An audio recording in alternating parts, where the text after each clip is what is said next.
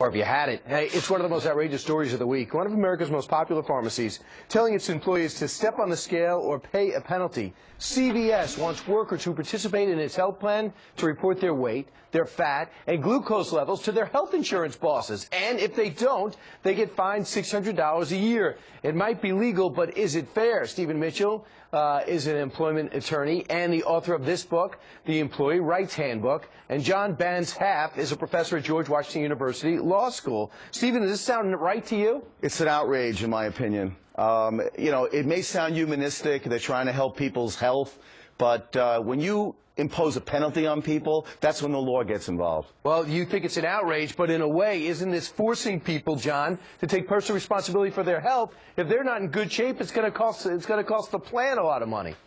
Indeed, Brian, that's the whole idea. You should be in favor of personal responsibility.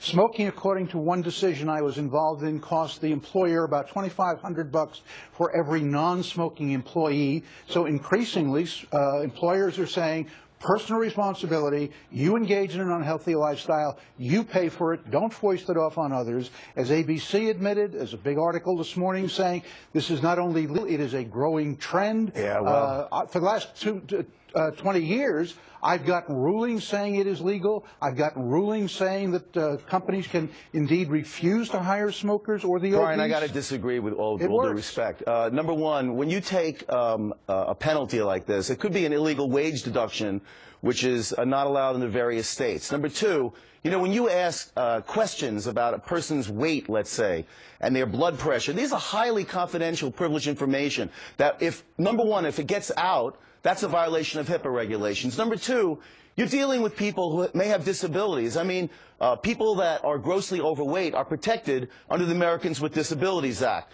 Making them give this information, I think, is, you know, paramount to getting the company liable for discrimination. Hey, come on, let's be realistic. First of all, I teach in this area. Most of what you said is wrong. This plan, before it was announced by this very, very large corporation, was carefully vetted by dozens of law firms, top experts. They've held it legal. Our second highest court has held it legal. More than 60% of the major corporations engage in it. And you're suggesting a little single practitioner is going to come up with some loophole based on your Let's say some of these people are union members, okay? They need to have a collective bargaining agreement in order to get that done. I mean, you're basically talking about, and what happens if they don't give the information, they refuse to do it, and they get fired? You know what? If they're union members, they can get an arbitration. So I don't agree with you on that. Steve, you've never been in the courts when I battled this out. I battled this out in the court. You just write books. Right, but John, you're a single practitioner. I don't think so. I'm an employee's lawyer. I'm a practicing attorney. I've changed the law in New York. And you got a lot of sound bites. So you know what? I don't agree with you. I'm more used to you guys attacking me, so don't attack each other. It makes me embarrassed because you're both fine, accomplished individuals. I got articles say it. All right, just a quick question, John. Does it bother you at all? It's Brian. Legal. Real quick.